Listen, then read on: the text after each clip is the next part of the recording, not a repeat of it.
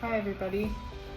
I'm sitting in a sauna right now, and a little while ago, a couple weeks ago, I got the idea to do a little series that I want to call Spiritual Sundays in the Sauna. We'll see how this goes. But I'm sitting in the sauna right now, and I'm thinking about the city that I called home for so long and the fact that it's on fire, literally. And so many friends who've had to evacuate, leave their homes, not knowing if they'll come back to anything but rubble or ash. And other friends who thankfully get to stay where they're at, but are risking breathing in toxic air, etc. And many friends of friends who have lost everything that they own, everything to their name. And I'm sitting here and I'm thinking about how grateful I am that that is not my story, and maybe one day it will, who knows, but right now it is not my story, and I'm just so grateful. But aside from that,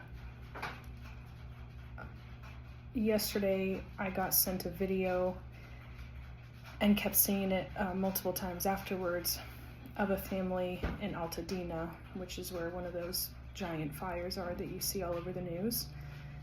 And this family, their home burnt to the ground. And the video is of them standing on their scorched property, singing a hymn of praise.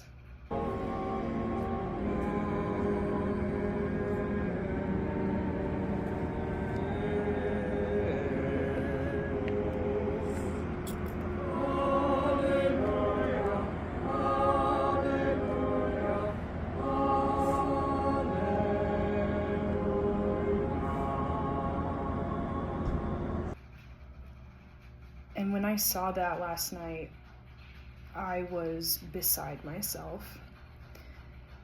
Because of course there's grief, and of course they likely are not excited that that was what happened to their home.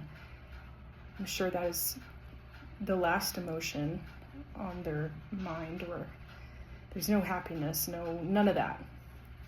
But there was joy, and there was gratitude.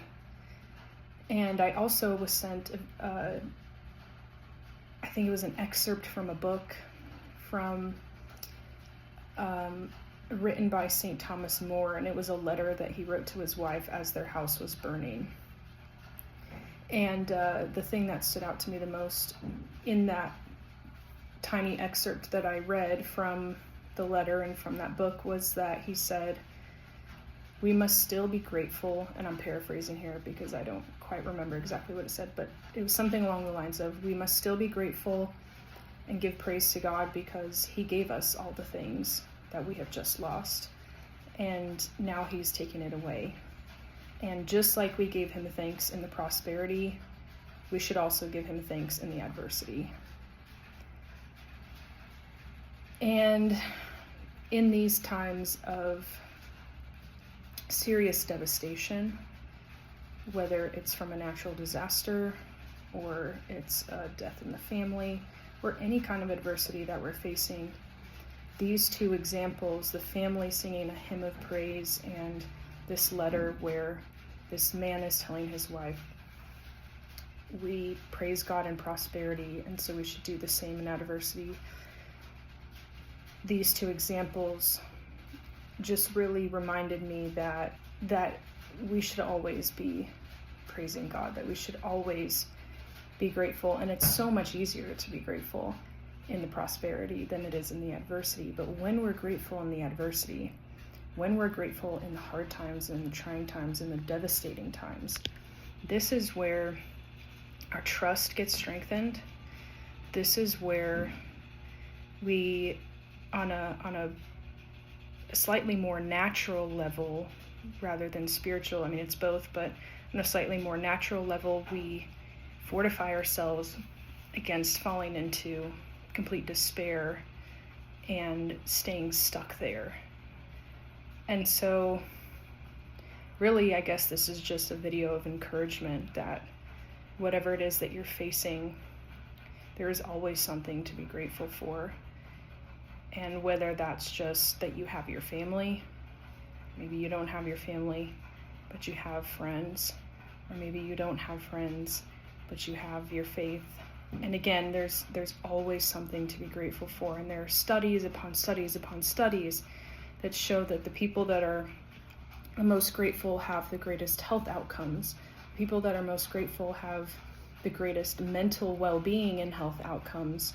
And people that are most grateful tend to be connected to something greater than themselves, because when you're grateful and you're thanking someone for something, you aren't grateful to usually an inanimate object for an inanimate object. We are usually in gratitude, grateful and thanking someone for something or for someone else. And so anyway, I just wanted to get on here and remind you that there is beauty and there is peace and there is joy and there is gratitude to be had in the midst of the most devastating times. And might say it's easy for me to say when my house isn't burning down, but also everybody has something that they're dealing with or struggling with, and it might vary on different levels. You have people who have lived in mud huts their entire lives, who barely have access to clean water, who are some of the most happy and joyful people on the earth. And then you have people who have seemingly everything and they feel miserable. And so also in this time, I would encourage you to just take inventory of what it is that you do have, all the things that you have been blessed with, the people that you have been blessed with that are still with you. Show your appreciation to them, and also to reach out to people that you know are struggling maybe a little bit more than you are. And lastly, to take inventory of all those blessings and to appreciate them and to be grateful for them intentionally. It's hot in here. Thanks for listening. Thanks for watching. I hope this was encouraging to you, and I'll try my best to embed that clip of the family singing on top of their scorched property somewhere in this video, and I hope it will encourage you too. Their voices are incredibly beautiful, and you can see there's a mixture of sadness and gratitude and praise all at once. It's really something that's beautiful.